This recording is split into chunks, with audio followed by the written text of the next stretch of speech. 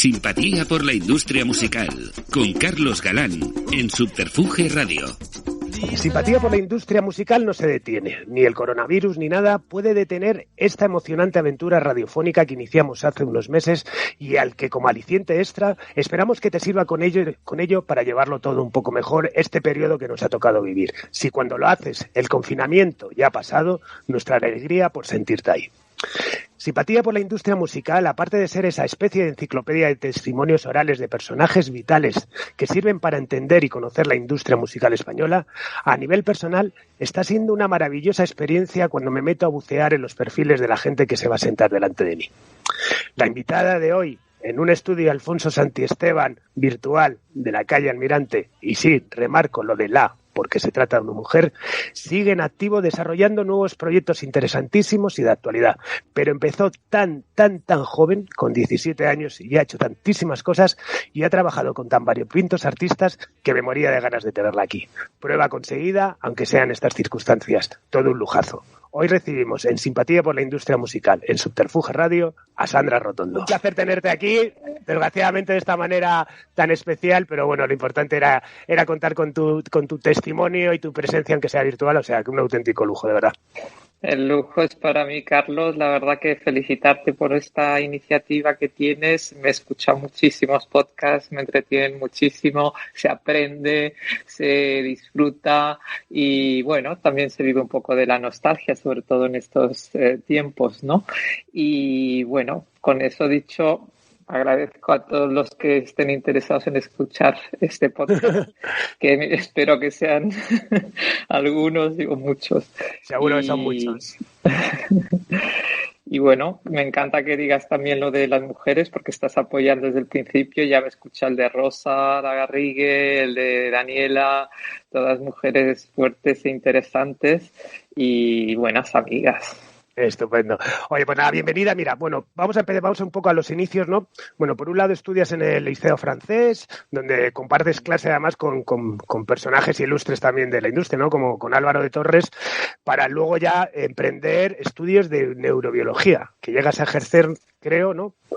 Sí, estudié en el Liceo Francés, con Álvaro además vivíamos cerca, compartimos el autobús y toda la ruta y fueron bastantes años en el liceo. En aquella época también pues estaba Rosa y Miguel Bosé, pero eran un poco más mayores, Antonio Vega, en fin, muchísima gente porque aquello era un hervidero de talento y de expresión cultural en todos los sentidos, ¿no?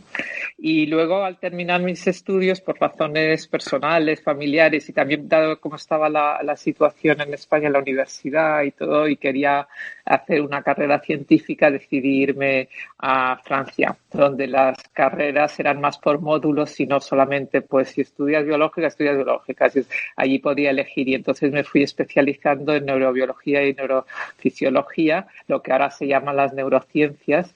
Ajá. Y terminé allí el máster y me vine a un laboratorio aquí en el Ramón y Cajal, donde me recomendaron mis profesores franceses que fuera y estuve empezando una tesis sobre la actividad de las neuronas del hipocampo en la rata curarizada. Y Madre el hipocampo mía. Es un elemento del cerebro que está implicado en la memoria. Genial. Y de ahí, bueno, pues como dices, empecé en la música por temas también familiares, porque mi madre era muy amiga de Margaret, la mujer de Miguel Ríos. Uh-huh. Y entonces Miguel empezó a hacer sus giras, estas giras maravillosas que eran como festivales andantes. Y el primero fue en el 1978, que fue La Noche Roja. Entonces yo apenas con 17, a punto de 18, pues mi madre me dijo, ¿vas a ir a trabajar ahí? ¿Te apetece? Y bueno, pues venga. Y me lancé en una cosa que no sabía. Claro, mi trabajo era con Margaret dedicarnos a lo que era en la época el catering. El catering no había catering, era llegar a Valencia y encargar paellas, llegar y unos bocadillos y llegar a otro sitio y encargar unas tortillas de patatas o tal. Entonces era todo en restaurantes que íbamos concertando y dábamos de comer a todas estas personas, que en la época era una gira pues que íbamos muchísima gente, o sea, eran 100 y pico personas con equipos de ingleses. Entonces por eso también me metieron ahí porque hablaba inglés, ¿no? Entonces ahí fue mi estreno en la música. Realmente, además, que bueno, son los primeros festivales, ¿no? Porque claro, estamos hablando de, para el que no conozca esas fabulosas giras que se inventó Miguel Ríos y eso, bueno, eran como digo, los primeros festivales, ¿no? Donde actuaban más grupos, estaba Triana, Leño, ¿no? Guadalquivir, ¿no? O sea, que realmente fue en eso un auténtico pionero, ¿no? Totalmente. Fue pionero en la parte de estructurarlo, que fuera una gira organizada con unos mismos equipos que iban a todas partes, unos equipos de sonido, de luces, de vídeo, de láser. Siempre incorporaba en cada gira la última tecnología que se podía. Integraba también otros elementos, pues por ejemplo, de acrobacias de motos o todo tipo de entretenimiento. Y además, pues fue el primero también el tema de los patrocinios, porque ya en la Noche Roja, en el 78, ya llevábamos una marca patrocinadora que era una marca de vaqueros. Ajá. Y ahí en esa gira, como bien dices, pues estuvo Triana, estuvo Guadalquivir, Salvador, Iceberg, y en Madrid, en el Moscardó, el famoso concierto del Moscardó que se desbordó de gente y de público, también actuó Tequila y evidentemente Miguel Ríos. Y luego, pues en otros veranos yo seguía estudiando y en verano volvía y me reincorporé en unas otras giras, en la de Rock en el Ruedo. Uh-huh. Y luego en la rock de una noche de verano, en la que en el año 83 pues hicimos 33 ciudades, y esta es la que iba patrocinada por CAS. Y ahí teníamos bastantes medios, llevábamos láser y de todo. Entonces, pues bueno, ahí estaba Luz Casal también, en fin. Y como dices, pues el hecho de poder haber vivido en la carretera, cuando viajábamos en autobús con todos estos grupos, íbamos en el autobús, Rosendo, Luz, ¿sabes? Todos compartíamos autobús con los hoteles. Luego me pasé de los bocadillos de la siguiente gira, ya me encargaba de todo el tema de logística, de hoteles y tal. Y en la última ya hacía la logística y además era la road manager. Entonces en el 83 acabé como road manager, y todas estas giras la producción las hacía Carlos Narea. Ajá. Entonces, te lo digo porque ese es mi hilo luego a cómo entro en la industria. Sí.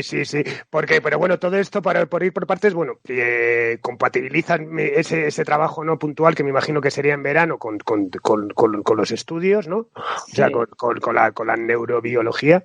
Que tal, y luego estás ahí unos años, y antes, digamos, de entrar en el mundo de la música, también parece que ya tienes un momento de escapar de ahí, ¿no? Y entras a trabajar en la Compañía Nacional de Teatro Clásico, ¿no? Con Adolfo Marsillán. Correcto. Claro, porque en las giras de Miguel, además de Carlos Narea, estaba Chema Ojeda, gran productor de Granada, y Chema estaba haciendo la dirección de producción del Festival de Otoño de Madrid. Y entonces también me recomienda, y entro en el Festival de Otoño a trabajar en el año 84, creo que, y ahí conozco a la mano derecha de Adolfo Marsillán, que es Salvi Senante, y están creando el equipo de la Compañía Nacional de Teatro Clásico, y ella me invita a incorporarme en ese equipo. Y entonces fue fascinante también trabajar de cerca en la creación de la Compañía Nacional de Teatro Clásico, con Adolfo Marsillán, que era un maestro de las artes escénicas, aparte de un intelectualmente un hombre fascinante y también muy seductor. Y ahí conocí el mundo del teatro, pero además no solamente en Madrid, sino que como la Compañía Nacional de Teatro Clásico viajamos a Argentina a presentar obras, a Colombia, en fin, viajábamos fuera. Pero llegó un momento dado que lo del teatro yo decía, esto es un arte. Estuve a punto de entrar a trabajar en el INAEM en aquella época, pero no me vi de funcionaria tampoco. La ciencia la había dejado en el laboratorio porque no me veía con vocación de científica, ya no podía más de la bata blanca. O sea, un buen día dejé la bata y no volví ni a decir adiós, tengo que reconocer. O sea, ¿Y en la compañía? ¿Y en la compañía cuál era tu cometido? De la Compañía Nacional de Teatro.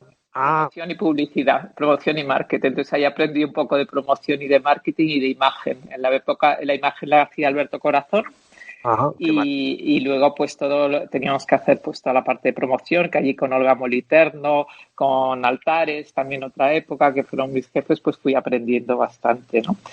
Y bueno, y luego estando ahí en la Compañía Nacional de Teatro Clásico, un verano estaba en Berlín y me llamó Carlos Narea para decirme que, bueno, que estaba organizando un concierto en el Santiago Bernabéu con U2, con Pretenders, Ajá. y que por qué no me venía, porque necesitaba una persona como yo, que yo encajaría muy bien para ocuparme de U2 durante los días que estuviera en España y durante el concierto. Y entonces dije, bueno, pues sí, yo estoy de vacaciones, mira qué divertido, y me volví de Berlín para trabajar en este maravilloso concierto del Bernabéu. Que es un concierto, perdona que te interrumpa, No. Me hace mucha gracia porque bueno, ya sabes que además pudimos contar con tu presencia cuando hicimos el homenaje a Tomás Muñoz, porque es una persona que ha salido en muchas conversaciones, ¿no? Sí. Y desgraciadamente no pudimos contar con su presencia, pero bueno, nos apetecía mucho reivindicar su figura. Pero luego yo creo que hay un concierto que es este famoso concierto del Bernabéu con U2, V40 y Pretenders, que también al final creo que fue el gran suceso, ¿no? De musical en esos años, porque te lleva a hablar eso, pues pues uno nos habla por la parte de Santi Ugarte, otro por el tal Virgilio, que era, ¿no? Alguien que era un político de Madrid que también. El concejal. Sí. Exactamente, que estaban metidos todos en un fregado. Y bueno, y esa famosa, vamos, que tú nos puedes confirmar que creo que se triplicó, ¿no? El aforo que se podía tener, ¿no? Sí, la verdad es que yo trabajaba de la barrera de front stage para atrás. Yo estaba en el backstage y con el artista todo el rato, pero era impresionante, daba miedo. Y además con la experiencia que tenía ya, que había tenido en las giras de Miguel, donde en aquella época era muy complicado el tema de los aforamientos, la gente podía saltar por las vallas, no estábamos todos preparados, los sistemas de seguridad eran muy arcaicos, ¿sabes? Todo. Yo era sensible a esa sensación de aquí estamos rozando un poco el que pueda ocurrir algo, ¿no? Entonces, pero no ocurrió nada, porque mira, la vida siempre al final no debe pensar bien, porque es que si pensáramos mal nos metemos en cada lío, pero bueno, fue un concierto absolutamente mágico. O sea, la magia que se despertó ahí, el público, la emoción que había y la emoción previa, porque yo me acuerdo que en aquella época el club de fans de U2 lo llevaban Bruno Galindo y Moncho Tamames, que se llamaba Bandera Blanca, y estuvieron trabajando en ello durante meses y meses y me daban mucho, y ahí estaban ayudando en todo. Y luego pues ahí en ese concierto, aparte de trabajar con U2, que es fantástica la relación, y con Paul McGuinness, su manager, y pues conocí a Carlos López, a Jesús López y a José María Cámara. Que es lo que te da a pie a entrar en el BMG, ¿no? Vale. Sí. Y entras primero como jefe de producto, ¿no? De U2, los grupos de ahí. Claro, porque Carlos, como dijo bien en el podcast que estuviste con él, pues él era el label manager de Island, pero iba a pasar a una posición de jefe internacional y estaba buscando un label manager para Island Records. Y U2 era el artista más importante de Island Records y me conoció ahí, y Carlos me dijo, pues vente a trabajar conmigo. Y yo de música, yo no compro música, escucho música pero no compro discos, yo la cassette, algo que me pueda llevar conmigo porque estoy todo el rato viajando, y no tengo ni idea de música, no tengo especial interés, aunque siempre había escuchado mucha música con casa de mi madre, ¿no? Entonces, pues nada, me dice, sí, tú vete, yo te explico cómo es. Y dice, bueno, pues me voy para allá.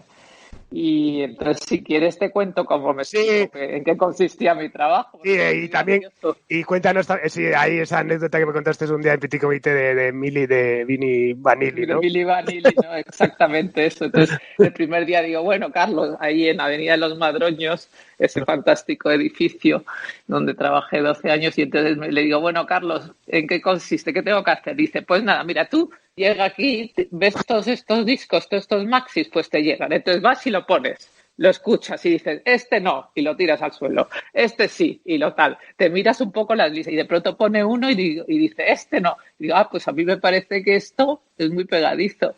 Y dice, ¿tú crees? Digo, sí. Y entonces era el disco de Milli Vanilli, ese famoso que fue absolutamente un fake, ¿no? Fue el único artista en la historia de los Grammys que se le ha retirado un Grammy, pero que la canción era un hit de Frank Farian, gran productor alemán de Boney M, entre otros, y había puesto 2 chicos guapos y las voces evidentemente no eran de ellos, ¿no? Pero las canciones eran un tiro, como se demostró. Y entonces empecé a trabajar ahí con Carlos en Ariola. Milli Vanilli era un artista de Ariola. Ariola en aquel momento era muy fuerte en Alemania.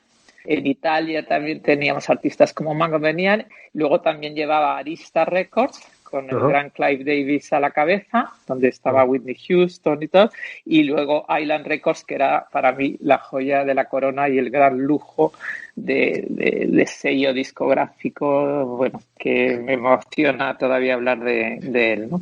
Que era trabajar, bueno, claro, el catálogo de Bob Marley, de Salif Keita, ¿no? Bueno, claro, y también de muchos grupos heavies, ¿no? Claro, de todo. Es que en Island Records, Chris Blackwell, pues era una compañía independiente inglesa y seguía siendo independiente, pero la distribuía BMG, ¿no? Era una licencia. Entonces, ahí estaba pues desde U2 a grupos heavy como Anthrax o teníamos un sello de hip hop de tal con Stereo MC, fue los primeros. Ahí tenía varios sellos, un sello más de world music, ¿no? Donde estaba Salif Keita y otros artistas, otro sello de dance con lo de Stereo MC y tal, otro sello de Mango era el de las músicas más world music, ¿no? Y luego pues los artistas pop y el rock, ¿no? Entonces era Marianne Faithfull, estaba ahí también, Tom Waits. Entonces, claro, poder conocer a Tom Waits, poder conocer a todos estos artistas, ir a Londres, a ese edificio que tenían, que era una típica casa inglesa súper caótica, pero interesantísima. Y luego todo muy volcado en la música buena, en hacer carreras de los artistas, no en los éxitos. O sea, igual que Milli Vanilli era claramente no una carrera, sino un éxito, Island apostaba por las carreras a largo plazo y todo con un buen gusto a la hora de los ARs, la selección musical impresionante. Entonces, era una forma de trabajar que aprendí muchísimo. Y luego siempre muy cerca de mis queridos U2 y de Paul McGuinness, que es un manager ejemplar. Y luego llegaste a tener relación, por ejemplo, hablabas de Arista, con artistas como Whitney Houston, ¿la llegaste a conocer? Sí. Bueno, a Whitney Houston la conocimos, digamos, saludándola. Vale. Yendo a conciertos. Después de la Milli Vanilli, lo siguiente fue que Carlos me dijo, bueno, te tienes que ir a Berlín a un concierto de Whitney Houston con 18 de la radio. Y entonces me fui en un avión donde llevábamos a Luis Merino, a Carlos Arco, a un montón de los popes de la radio musical a Berlín durante un fin de semana para ir a ver a Whitney Houston en directo. El concierto fue apoteósico, pero también fue apoteósico para mí la experiencia de conocer el sector de los medios. Y claro, porque 2 días con ellos pues tienes que ir a comer, llevarles a comer, los hoteles, tal, traducir, no traducir, todas estas cosas, ¿no? Divertir. Entonces fue un trabajo muy, dije, bueno, pues muy variado. Dije, uy, esto aquí hay que hacer de todo. Pues ahí vamos. Y además te bregaste en cosas de estas, como es ir a Berlín con los popes, digamos, de los 40 principales, como Merino, Carlos Arco y eso, pero también me contabas un día eso, ¿no? Cómo te hiciste esas giras con Anthrax y los grupos heavy y de la mano del pirata, ¿no? Personaje histórico de los haya, ¿no? Claro, con Mariscal Romero, con el pirata y todo, pues a veces me tocaba, ahí íbamos más a Ámsterdam. En Ámsterdam, y luego visitábamos las calles, los farolillos rojos, todas estas cosas, y me ves a mí ahí con todos estos señores estupendos, pero son hiper divertidos. Y yo tengo que decir que de verdad en el mundo heavy está la gente súper educada. O sea, que yo les adoraba. Y yo creo que ellos también, a mí, por lo menos el pirata, creo que me tenía bastante estima. Y los artistas lo mismo. O sea, es que ibas a un concierto de Anthrax y eran súper correctos, amables, tal. O sea, es que no todo es lo que pintas, ¿sabes? Totalmente. Entonces, pues bueno. tengo muchas ganas de traer al Pirata y a Mariscal. Bueno, Mariscal me está costando un poco porque le he llamado alguna vez y tal, y nada, no he conseguido tal. Y lo último que me enteré, que me lo comentó alguien, es que dijo que Mariscal había dicho: no hablo con nadie, ya a mí que me llame Netflix, que me haga una serie y lo cuento todo, pero no quiero hablar con nadie, que me hizo mucha gracia. Bueno, un inciso antes, que bueno, lo has comentado un poco, pero lo he leído en alguna entrevista y me ha hecho mucha gracia, me ha gustado, ¿no? Dice: cuando entras en el mundo de la música, eso me recalcas que no eras una consumidora de música y que, bueno, como decías antes, consumías canciones, casetes que te acompañaban, ¿no? Y dices una frase en un momento que me encanta, ¿no? No tengo oído, lo que tengo es oreja y sentido común. Me parece muy descriptivo, ¿no? Porque, bueno, yo dentro del caos que es llevar una compañía independiente alternativa, siempre he pensado que el sentido común es absolutamente vital, ¿no? Y creo que al final es lo que nos ha servido a muchas compañías el aplicar ese sentido común a la continuidad, ¿no? ¿Qué tienes que decir al respecto? Porque me parece muy interesante. Sí, pues el sentido común en la vida en general es lo que ayuda, ¿no? Si tú tienes sentido común en todo y lo aplicas, pues te suele funcionar. Y luego también la inquietud, el querer aprender, ¿no? Entonces, si quieres aprender y además tienes sentido común y luego tienes grandes maestros al lado, como he tenido la suerte de tener, pues es cuestión de ponerle un poco de pasión, dedicación y tener un poco el gusto también por la excelencia, ¿no? Y entonces yo creo que con eso se va hacia adelante. Es que además cuando trabajas en nacional, en producto nacional, mucha de la gente que has entrevistado, básicamente los sellos independientes, todo está hablan mucho de artistas locales, lo cual me encanta los artistas locales, y luego también he tenido ocasión de trabajar con algunos, ¿no? Pero en el internacional no solamente es tienes que manejar en aquella época mucho los datos. Entonces esas famosas reuniones que tú has hablado y han hablado con cámara de los viernes por la tarde, sí.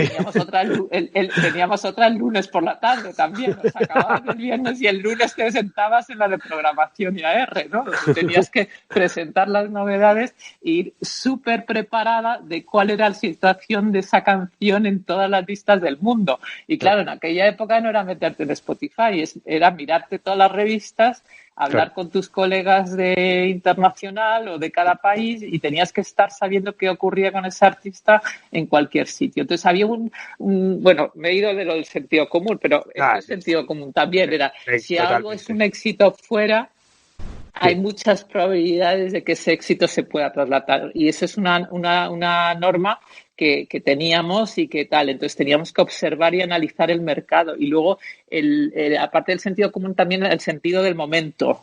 En la música, aparte del dato, es el olfato, y tienes que tener un sexto sentido, que es la intuición, que te dice: mira cómo ha reaccionado a escuchar la radio, mira, me ha hablado de este artista, mira qué ha pasado con esto, ¿no? Y esto, si unes un poco todo en tu cabeza, y yo creo con mi cabeza científica ahí, que tenía que tenerlo todo bien analizado, pero luego el elemento de la intuición y el sentido común es importante. O sea, la sensibilidad y la intuición también me han ayudado muchísimo. Totalmente. Bueno, y en 1992 te hacen directora del Departamento de Explotación Internacional, ¿no? Desarrollando fuera las carreras de Mecano, de Serrat, de los del Río, ¿no? En el momento de la Macarena, supongo.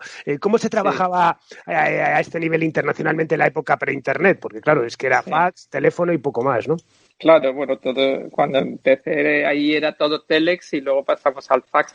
Hay que decir que la carrera de Serrat estaba súper desarrollada. Sí, lo sé. No puedo nada más que acompañarle, y Sabina también, pero vamos, que en aquella época la explotación internacional fui la primera cargo en este puesto dentro de Ariola, porque antes lo hacía Álvaro, aunque era R, pues también empezó él con la parte de Mecano, ¿no?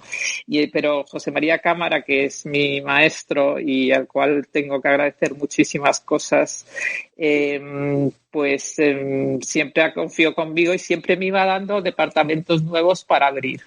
Y entonces el primero fue el de explotación internacional. Era la época en que ya Mecano empezaba a trabajar fuerte afuera y entonces pues ahí conocí a Rosa Larragarriga a nivel profesional, ¿no? Empezamos a trabajar juntas porque ya como manager de Mecano y claro, trabajábamos pues con mucho teléfono porque yo siempre he dicho que mi forma de trabajar es, a mí me encanta la tecnología y todo, pero que a veces una llamada de teléfono te dice mucho más por el tono, por las cosas que puedes leer entre líneas de la persona que te habla que un fax, ¿no? Entonces era mucho fax, pero también mucho teléfono. Había que hablar muchísimo por teléfono con la gente de fuera, concretar planes de promoción. Cuando concretabas planes de promoción, pues enterarte bien cuáles son los medios, ver que fuera una logística no agotadora para el artista, que eran los medios adecuados y todo esto lo hacía pues para Latinoamérica. Y Europa, pues países como Francia, Holanda, Italia también fue Mecano. Entonces, pues bueno, era diferente según qué país y luego tenías que coordinar con las oficinas regionales, ¿no?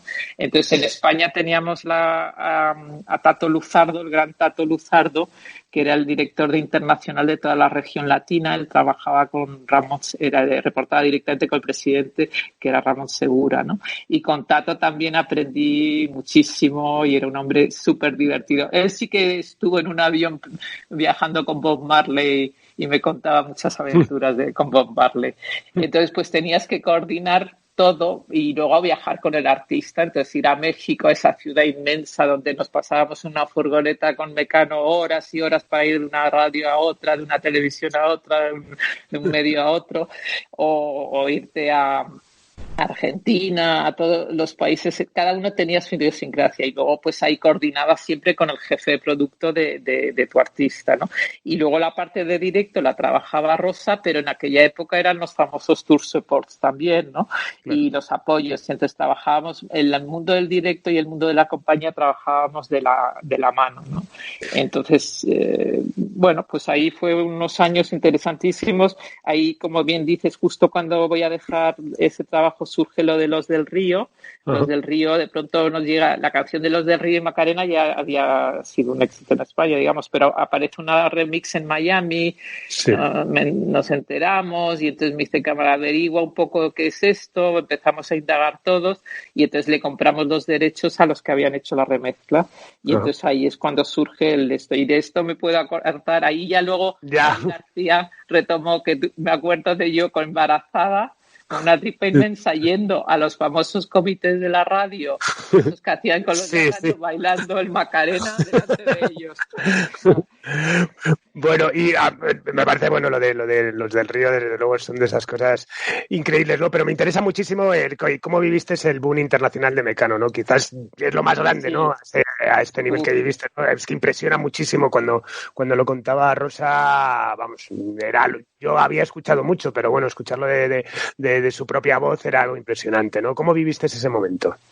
Bueno, pues impresionante, porque aparte de que Nacho, José María y Ana son tres personas maravillosas y que nos hicimos buenos amigos y son unas personas muy, muy trabajadoras, muy exigentes también, no con una ambición sana, no malsana, y que escuchaban y que hacían y colaboraban una barbaridad, y viajar con ellos pues era todo un mundo también, claro, porque había situaciones de estas de vamos para acá, vamos para allá y como son hermanos pues se llevan fenomenal. Y también pues tienen la desinhibición que tenemos las personas entre nuestros familiares más cercanos, ¿no?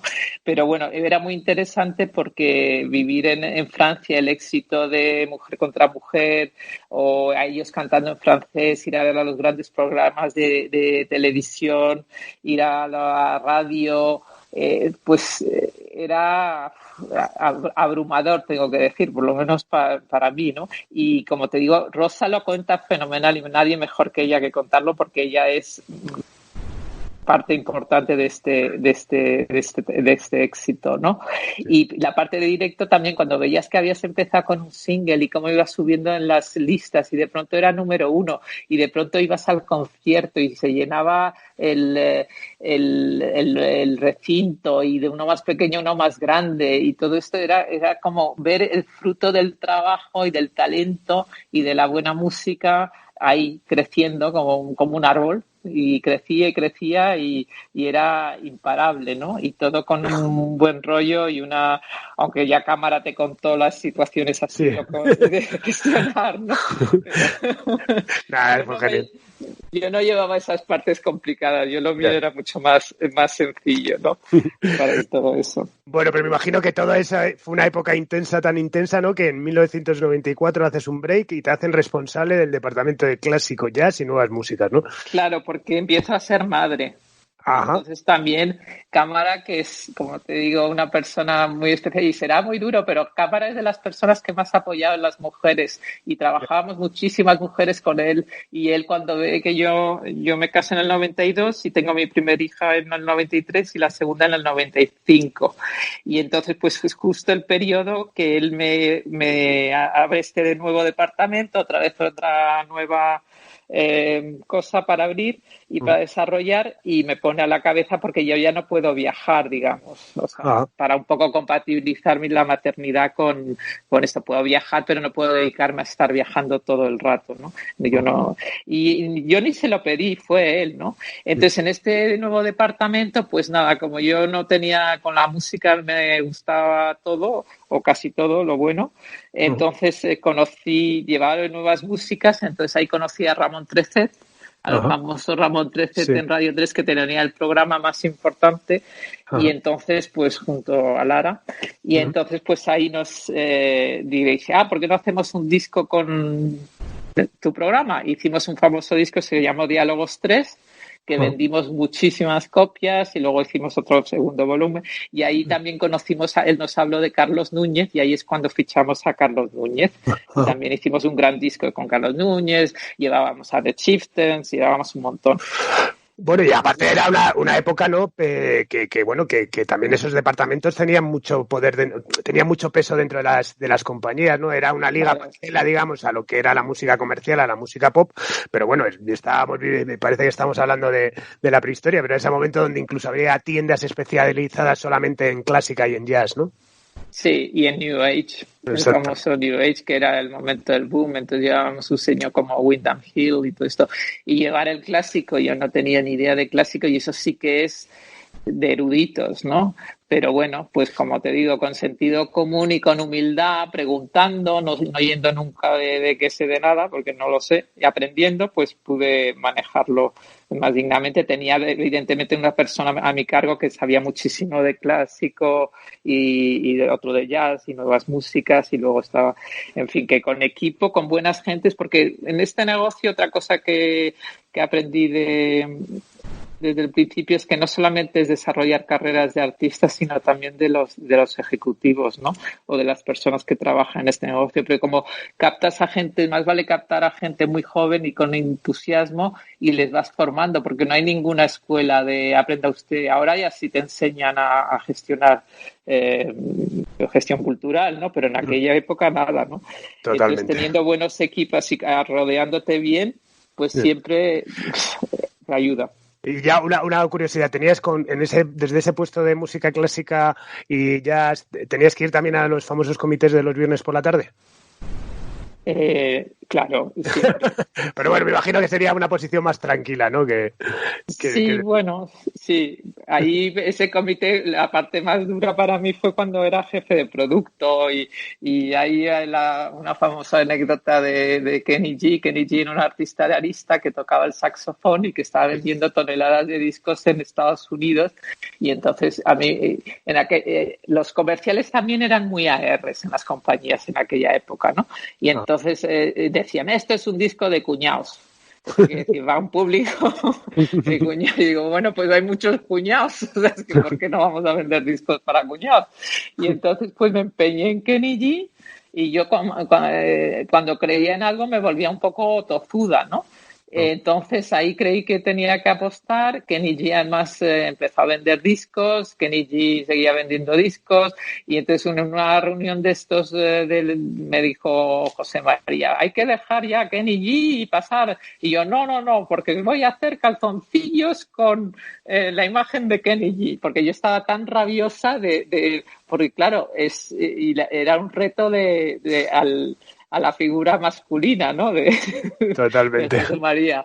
Y entonces, pues nada, y Kenny G, tengo una anécdota también, porque cuando vino a hacer un concierto, vino un saxofonista español a conocerle, y tenía un saxofón que Kenny G se enamoró de él, y dijo, ay, te lo compro, pero no tenía dinero. Y en aquella época, pues tampoco se trabajaba el dinero así tan fácilmente como ahora, ¿no? Entonces, lo de las tarjetas. Entonces, yo le dije, no te preocupes, yo te dejo el dinero, y tú ya, como tengo una hermana mía, mi hermana María está en Nueva York, tú se lo devuelves allí. Y entonces Kenny G un día llamó a mi hermana, que no tiene ni idea de música, y le dijo, oye, soy Kenny G, amiga de tu hermana, te tengo que dar una cosa, y bueno, doy un concierto la semana que viene, si quieres vienes, te conozco y te pago. Y ella, sí, ¿dónde das? ¿En esta salita? Y él dice, no, en el Madison Square Garden. Sí, bueno, y luego ella no idea, y de pronto una amiga con la que vivía dice, ¿tú no has visto que sé que DJ hay carteles por todas partes? Y, no, porque ella es muy despistada. Y total, fue y la había sentado en la primera fila al lado de Ringo Starr. Y entonces, claro, mi hermana se quedó alucinada, y luego le llamó Max y ya estaba ella cortadísima, y le devolvió el dinero que yo le había prestado.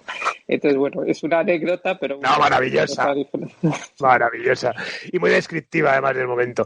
Bueno, un nuevo giro en 1996, pasas a ser directora de marketing del departamento de cine dentro de la estructura de BMG Ariola, ¿no? Antes de que nos expliques cuál es tu cometido, ¿tú crees que te veían como una mujer preparada para todo? Es decir, una persona del negocio global, en un negocio donde las funciones estaban como muy, muy limitadas, ¿no? Delimitadas. Uno hacía marketing, otro hacía comunicación, otro estaba encargado de la editorial, pero tú pasas por un montón de departamentos, ¿no? ¿Crees que realmente te veían así, que igual apelando también a ese sentido común que hablábamos antes y que brillaba por su ausencia, creo que en muchas de las compañías? ¿Te ves así como una persona preparada para afrontar distintos departamentos y así se te reconocía? Sí, y así creo que ha sido toda mi carrera. Y Cámara fue el que detectó en mí ese potencial, y luego, como yo me dejaba guiar por él y él me enseñaba y me daba confianza, pues ahí iba. Y entonces lo del cine es porque llegan a un acuerdo con Filmax, la compañía de Barcelona de cine y en aquella época de videoclub. Y entonces pues había que tener una persona allí del equipo de cámara viendo un poco lo que hacer y todo esto, y fue súper divertido, claro, ir al festival de Cannes, al festival donde se compran las películas, ver un poco cómo funcionaba esa industria, ver cómo funcionaba la industria del DVD, las ventanas de derechos, todo el tema de derechos que era diferente a la industria discográfica, y fue un paso también muy lanzar un par de películas, ver cómo se hacía el marketing, que es totalmente diferente a la música, porque ahí una vez que estrenas con X copias y te la juegas en nada. En 2 fines de semana, ¿no? Entonces fue otra forma de, como te digo, también el interés en el aprender, el sentido común y el estar con todos los sentidos abiertos a las novedades y hacer las cosas, ¿no? No, está muy bien la apreciación, claro, que es otra liga completamente distinta, porque bueno, al final había discos donde a base de singles y tal los podías rescatar, ¿no? A los 6 meses, cuando fuese, y una película, lo que tú dices, no era el día del era mucho tiempo de trabajo, en algunos casos años, para que en un fin de semana decidiese el público si iba a funcionar o no, ¿no? Así es, era totalmente los tiempos eran diferentes y el marketing muy diferente, el enfoque, ¿no? Aunque siempre te quedaba luego la ventana del vídeo, ¿no? Claro. Hacías las estrenos cinematográficos a veces muy justificadas para luego el tema del DVD. Bueno, y en 1997 vuelves a la música, ¿no? Concretamente ya como directora de marketing de Ariola. Bueno, Cámara estaba de presidente, pero ¿quién trabajaba ahí en ese momento? Pues es cuando vuelve Carlos López, y Carlos López es el director de Ariola. Ajá. Y yo soy la directora de marketing de Ariola. Ahí trabajaba con José María Barbat, con Gonzalo López, con un montón de personas importantísimas de la industria. Y entonces, pues ahí estoy, pues directora de marketing. Como te digo, es el lanzamiento de Ana Torroja en su carrera en solitario, de Pedro Guerra, en fin. Vuelvo a trabajar con Carlos, al cual la adoro y tiene una personalidad muy fuerte, pero y somos los dos sagitarios y los dos nos entendemos bien, ¿no? Y entonces, pues ahí me gusta el puesto, pero no siento que no estoy del todo. Yo creo que Cámara nota que no estoy del todo cómoda y entonces me nombra directora de RCA. Entonces hay un momento en que Carlos es director de Ariola y Cámara me nombra directora de RCA en el 98. Ajá. Y entonces ahí es el famoso cosa que te comenté, que cuando me nombró le dije, bueno, es muy buena noticia porque es un ascenso, pero es muy mala noticia porque de aquí me voy a la calle. Sí, me encanta. Entonces eso es porque de verdad lo sentí así, o sea, sentí que yo ya se me acababa mi desarrollo profesional dentro de BMG. Porque Carlos evidentemente tenía un carisma, un don comercial, una visión, es una persona súper creativa y al mismo tiempo tiene un ego inmenso, ¿no? Porque otra cosa que he aprendido en este negocio, que si quieres lo comparto contigo, que todo se trata de manejar egos. Sean Totalmente. egos de artistas o egos de ejecutivos. Totalmente. Y en este negocio de la música y en general el entretenimiento, pues hay grandes egos. O sea, en Arista, Clive Davis era más artista y es más artista que muchos de los artistas de Arista, que ya es decir, porque ahí han pasado desde Whitney Houston, Aretha Franklin o Hall & Oates, sobre todo. Entonces, manejar egos siempre ha sido una cosa que no se me ha dado mal. Porque sí, no, porque te iba a decir que hay un momento que incluso que cuando trabajas como directora de marketing de Ariola reportas a Carlos López como director y a Cámara, ¿no? O sea, que eso es una lucha ahí importante. Sí, bueno, en directora de marketing reportaba a Carlos López directamente, porque yo las jerarquías las suelo respetar, creo que son como son. Entonces Cámara estaba ahí, luego Carlos López y luego estaba yo, ¿no? Pero en las estructuras así, las jerarquías conviene respetarlas y bueno, porque si no se vuelve un caos, porque igual que a mí no me gustaría que hiciera lo mismo alguien que está en mi equipo saltándose tema, ¿no? Pero en las reuniones esas famosas de los viernes ahí estábamos todos al mismo, eso me encanta. Al mismo palo. Eso como se ha hecho lo de Tomás Muñoz, habría que hacer una recreación de esos comités de los viernes que hace muchísima gracia. Yo no tuve la suerte de trabajar con José María, pero bueno, lo admiro de manera estratosférica, pero bueno, me hace mucha gracia cuando habláis de eso. Y bueno, precisamente me contabas antes la anécdota esta de que, bueno, la anécdota del detalle, ¿no? De cuando te llegas al último puesto que ya ves que ya va a ser el fin de tu etapa en BMG, en Avenida de los Madroños, en ese edificio fantástico que decías, y estás ahí ya un tiempo y ya en 1999 te vas al Grupo Prisa, me imagino que ya es una etapa que ves acabada, o sea, ves finalizada, y pasas a dirigir Planet Events, que es en ese momento de la gran estructura que crea Prisa, ¿no? De Gran Vía Musical, ¿no? Y bueno, y con RTM como socio, ¿no? Sí, es Jaime Polanco crea Gran Vía Musical, que era como una visión muy moderna de tener una compañía de discos, una editorial, que era la famosa editorial que Mariano te habla, que tenía la radio, una distribuidora de música, una compañía de eventos, que era Planet Events, y una de festivales, que era Media Festivals, ¿no? Y entonces ahí se asocia con Rosa Lagarrigue para el tema de Planet Events. Y entonces ahí debieron de hablar de quién poner a la cabeza y entonces pues debió de salir mi nombre, total que me lo ofrecieron y yo decidí apostar por volver al mundo de la música en directo. También hay que decir que estábamos en 1999, donde ya empezaba un poco a olfatearse lo de la caída de la industria, ¿no? Que llegaba un momento que está un poco saturado, que ya no iba a haber otro formato más que iba a lanzar todo el catálogo otra vez y todo el mundo fuera a comprarlo, ¿no? Entonces, como iba a las convenciones internacionales donde hablaban los grandes popes de BMG, el Biederhof y todos estos, pues ya ibas viendo los mensajes de cómo iba a evolucionar el sector. Y me acuerdo también que Cámara en aquella época nos hizo trabajar a todos en cómo veíamos dónde iba a estar el futuro dentro de la música, ¿no? Y me acuerdo que yo le dije, pues yo creo que en el mundo de los derechos, ¿no? Más que en el de los soportes.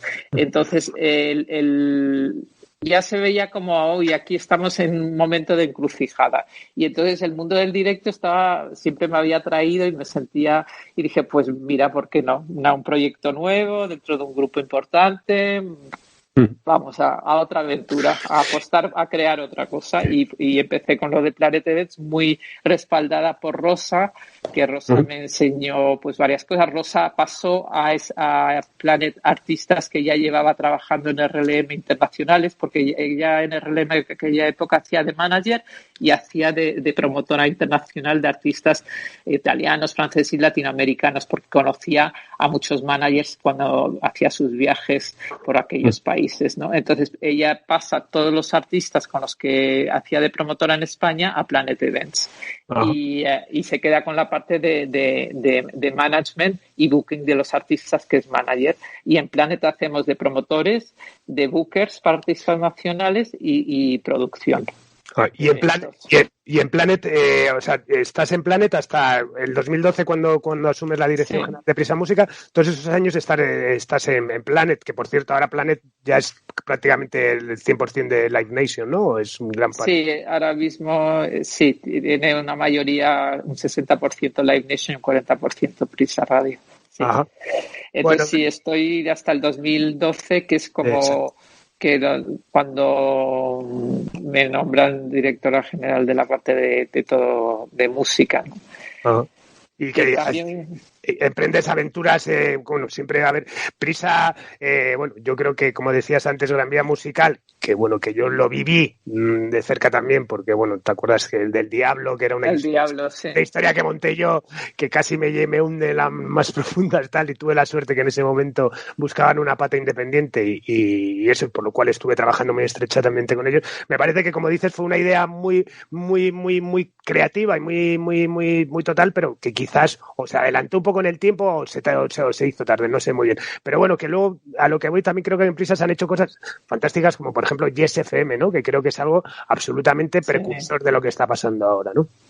Claro, sí. Después de lo de Planet y como directora general de música, cuando llego, Jordi Feinassi, que había sido el anterior, había adquirido Yes FM. Yes FM era una plataforma de streaming de música entonces justo ahí había un cambio también. Cuando en la época de Jordi, él había trabajado con Javier Pons y habían adquirido esto. Y justo cuando a mí me nombra José Luis Sáenz. Entonces entra un nuevo consejero delegado, José Luis Sáenz, con una visión también diferente, pero decidimos lanzar Yes FM.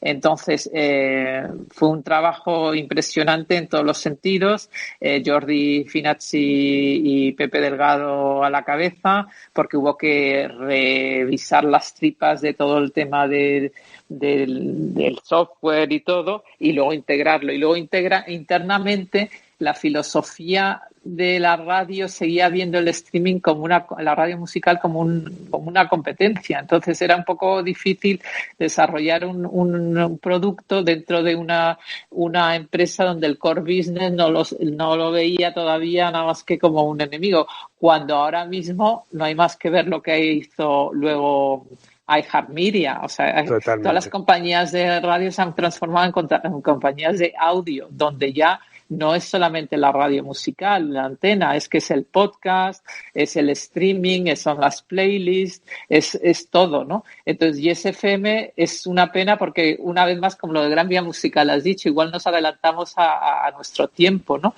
Pero fue un trabajo interesante de gestionar los derechos con las majors, el volcar todo ese tal, fue fascinante, pero fue un proyecto que nació ya prácticamente lastrado, ¿no? Sí, era Era complicado. Sí, bueno, hablábamos eso de Yes FM, luego también, por ejemplo, lo de My Major Company, también creo que se hizo igual antes de que pasase tal esto, o sea que bueno. Pero bueno, luego has sido una precursora, por ejemplo, también, que es un mundo en el que yo he empezado a profundizar hace relativamente poco y como comprobamos estando en este momento aquí, es el mundo del podcast, que también es algo que me apasiona, desde que lo descubrí me apasiona, ¿no? También has hecho eso, bueno, posicionaste Podium, has estado trabajando desde hace mucho tiempo, ¿no? Cuando el podcast era algo absolutamente insólito, ¿no?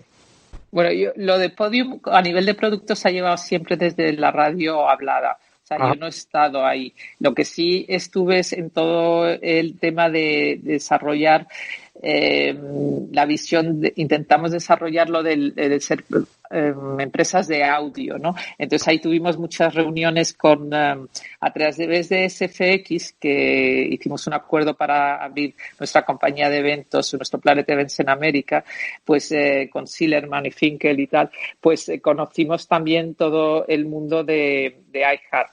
Y con iHeart también estuvimos negociando con RDO.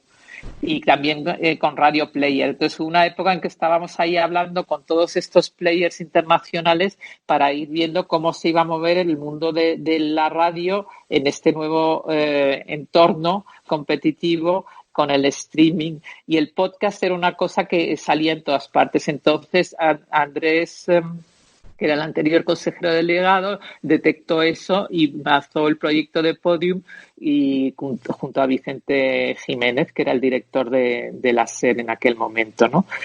Y hay una persona maravillosa, una mujer maravillosa, que es el alma del proyecto, que es María Jesús Espinosa del Montero. Y entonces, pues bueno, Podium es un trabajo, como te digo, que dentro de Prisa Radio está más del lado de la radio hablada, aunque ahora la retoma Vicente Argudo con muy buena mano y muy buena visión. El trabajo que está haciendo Vicente me parece buenísimo, el de agrupar en los 40 diferentes marcas. Antes de ayer se lanzó los 40 Urban, la nueva app de los 40. Él está con esta visión de ser un servicio de audio, incorporando podcasts, incorporando contenidos, incorporando todo. Pero nos hemos quedado sin la parte que nos aportaba Yes, que era la plataforma de streaming y de posibilidad de hacer las playlists directamente, ¿no? ¿Y tú crees que el futuro de la radio pasa por el podcast o va a ser un añadido? Yo creo que el futuro de la radio pasa por seguir siendo la radio, porque la radio hablada, por supuesto, que aporta una cosa totalmente diferente, y la radio musical también. Yo creo que es el talento de la gente, el darle un toque de alma a la radio, y más en estos días de confinamiento. Es que la radio hablada, no tenemos ni que decir cómo acompaña y cómo escucha también, ¿no? Porque la radio la gente llama y se le escucha y se le contesta. Entonces la radio acompaña, la radio te da toques a nivel local que no te puede dar otras plataformas, es mucho más cercana y una calidez. Si conseguimos desarrollar el entretenimiento dentro de la radio bien, la proximidad y los talentos radiofónicos, como han habido siempre, pues el famoso Joaquín Luqui o Jesús Ordovás, que también le has hecho un maravilloso podcast, pues todas estas personas dan una fuerza a la radio que va a estar ahí. Pero, como todo, ahora mismo la radio tiene que convivir con el streaming de vídeo, compite con el cine, y todos tenemos que convivir, ¿no? Sí. En este mundo, pues digamos que es un mundo mucho más complicado, menos organizado, más imprevisible.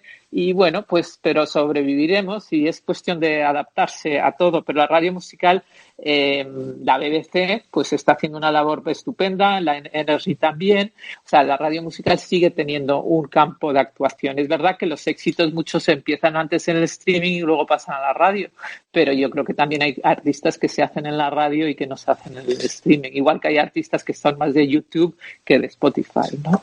Totalmente, comparto contigo totalmente todo lo que dices, ¿verdad? Bueno, dime hitos destacables. Ya hemos hablado de muchos, pero si te dijese, venga, Sandra, vamos a destacar 3 hitos de tu carrera que consideras vitales, totales. Pues yo ayer además el concierto de aniversario en los 40 principales en el Calderón. Ahí ese proyecto del 40 aniversario de los 40 es un proyecto que lideró Luis Merino,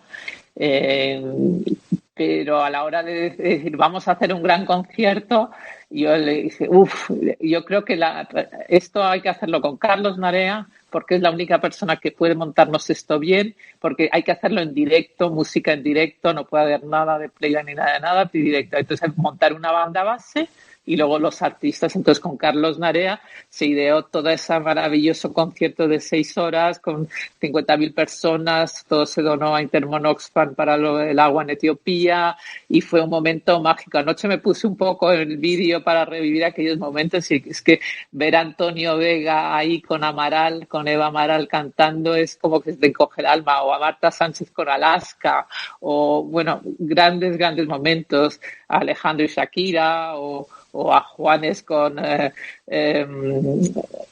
quién está? Con el de Ketama. Entonces fue absolutamente un concierto que cuando terminé también fue la sensación de esto es lo más grande que he podido a nivel de eventos colaborar en ello, ¿no? Entonces había un equipo maravilloso de gente y todos los artistas se volcaron, las compañías de discos también, y fue absolutamente mágico. Entonces yo creo que ese es uno de los hitos a nivel de directo más importantes, ¿no? ¿Y el momento más frustrante? El momento más frustrante, es que tengo muy mala memoria para las cosas.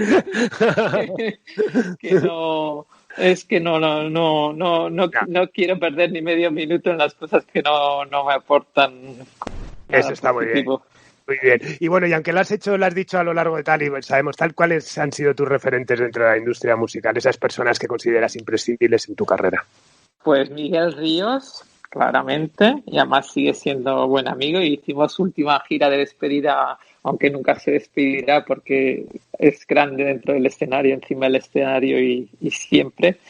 Y Carlos López, evidentemente, José María Cámara, también, por lo que he hablado.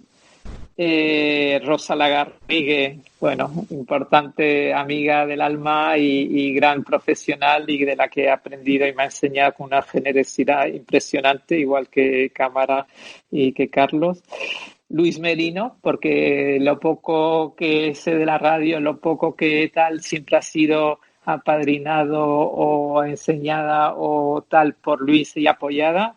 Le debo muchísimo. Y también hay una persona que no he hablado de ella, que es Jesús López, pero Jesús López también es una persona que siempre ha estado ahí cerca. Y que espero que le hagas el podcast. Sí, aparte ahora que gracias a ti abro esta nueva era de hacerlos vía Skype, porque lo eran complicado, tanto Jesús López como Manolo Díaz, que son dos personas que estoy deseando entrevistar, pues seguramente voy a intentar hacerlo por este lado, o sea que para mí sería genial. Bueno, pues tenemos que ir despidiéndonos. Te pediría eso, si nos puedes dar unos tips de en qué proyectos estás, qué planes tienes a medio y largo plazo. Bueno, pues yo la verdad es que yo llevo 1 año y medio de baja por un tema de un cáncer de páncreas y esto también me lo he tomado como una cosa para aprender y una nueva fase de mi vida, ¿no? Entonces espero reincorporarme en mayo, me tendría que reincorporar en mayo, pero ahora con el tema del coronavirus, como soy de los vulnerables de esto, no sé si voy a poder, me van a dejar reincorporarme o no, y entonces pues después de 1 año y medio veo las cosas digamos que de otra forma. Y porque todo este tiempo pues he trabajado más hacia adentro de mí que hacia afuera, ¿no? Y también porque es importante saber y encontrarse a sí mismo, ¿no? De alguna manera, aunque no me acabo de encontrar nunca, gracias a Dios. Entonces, pues bueno, ahora cuando me reincorpore, pues tendré que reinventar también mi trabajo, pero como hemos visto que no he pasado más de mucho tiempo, me he reinventado continuamente, pues a lo que toque, a lo que me digan, no estoy abierta a todo. Qué bien. Bueno, que sepas eso, te vi el día de Tomás Muñoz, te vi estupenda como siempre, o sea, que estoy seguro que la lucha que estás llevando la estás haciendo con la fuerza que siempre has demostrado en todos los proyectos que has emprendido, y por supuesto desde aquí todo mi ánimo y bueno, mis mejores deseos. Así que nada, te pido disculpas porque ha sido la primera experiencia de hacer esta vía Skype, te lo agradezco muchísimo porque ha sido la contertulia yo creo que ideal para experimentar esto, así que nada, que muchísimas gracias, Sandra, por estar ahí. Gracias a ti, Carlos, por darle la oportunidad, y a todos los del sector de la música y la industria por su cariño, y porque es una gran industria y está llena de gente maravillosa. Los artistas y los ejecutivos. Vamos tú. Gracias. Bueno, decimos adiós a una nueva entrega de Simpatía por la Industria Musical, esta ciberentrega desde el estudio Alfonso Santisteban de la calle Almirante, despidiéndonos de una mujer valiente, preparada y talentosa, a la que le queda muchísimo para aportar en este apasionante mundo, pero que ya con la impronta de lo que nos ha aportado hasta ahora merece más que un merecido reconocimiento colectivo. Y nos vamos con una mujer, y nos vamos con un clásico, nos vamos con Respect de Aretha Franklin. Adiós.